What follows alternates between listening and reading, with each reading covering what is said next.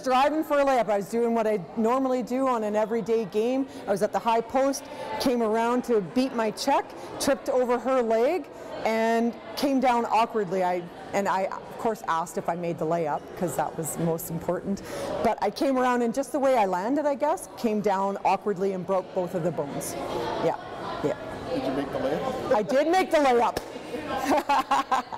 The idea that potentially amputation might be the best alternative, it was automatic just shock. Like how does sort of a broken leg end up in such a, you know, a drastic decision? So when I was faced with that decision, and I was glad that I had to make that choice for myself, it seemed natural to me in that situation. Some people say, like, how do you give up your own flesh? But this was in pursuit of my goals. So that journey became, I could do it. I did do it. I was an all-Canadian basketball player. Now I'm faced with, am I going to be able to run or walk again? And with the prosthetic leg, that was a reality. I would be able to pursue and at least try and challenge the norm, I guess. And so then it became, can I run? Can I jump? I was told that I couldn't, and I wouldn't be able to run at the level and compete at the level that the other girls would be, and that I previously was used to. So that again became, well, what if I can't? But a lot of those, my coach was critical in there. I was a big believer in saying, I can't. That was the first thing out of my mouth, I can't. This taught me to say, I have to try. I have to try. I have to try. And so then it was, okay, I tried and I can run. Okay, I tried and I can jump and I can run with these girls. So maybe I can do this.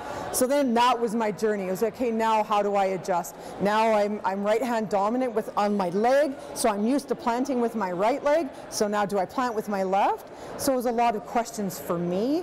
I guess there was a lot of fear too. But again, it was not letting that fear really run me and rule me, is that I had to conquer it, and I had to just stop it in its tracks and just try. Just try. And so I was able to overcome all these firsts, learning how to walk when I was 20. Again, relearning how to walk. So relearning how to run. Everything that I took for granted and was automatic to me now was heel, toe, heel, toe. And then it becomes automatic, right? It's just our human nature, and our brain is an amazing thing. So again, I gave you that quote, what your mind believes, your body achieves. So I really needed to make myself believe that I could do it. So then I just went out and did it. And it was that training myself in my brain. So I was gifted physically. I had the prowess. I worked hard to get where I was going to get those goals. Now it was my mental game. So that's what I believe. They always say never ask why. I did. And for me, I believed strongly that my mental game needed to be upped, and this was my test. Tough test, but it was just a journey, and it was every day conquering new firsts, you know, scars and tissue, and then being able to play, being able to walk, being able to run. I still haven't put on like ice skates yet, because I'm still coming across can I actually do this?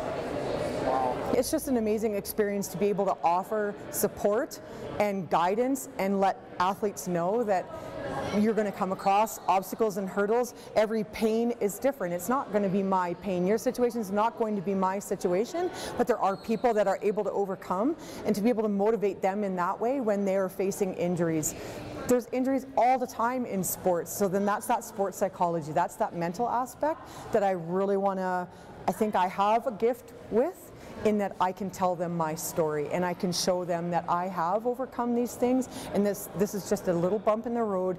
You need to make sure, what's your path? What do you want to do? What do you need me to do? And I always offer, there's people that, you know, I talk with that ask for my help and guidance. I am absolutely 100% there. You know, there's a lady that's going through a traumatic time. Would you be willing to talk with her? There's an athlete that just had an amputation. Would you really be willing to talk with him or her? Absolutely. So if I can share my story and get that out there, that, you know, that human willpower, and give them what they need, that's just made me happy. So to see these girls succeed and go through adversity and maybe learn something along their path, along their journey, or maybe share my story in a situation with another athlete that they come across, is is my goal now as a coach and as a facilitator in the sport of basketball.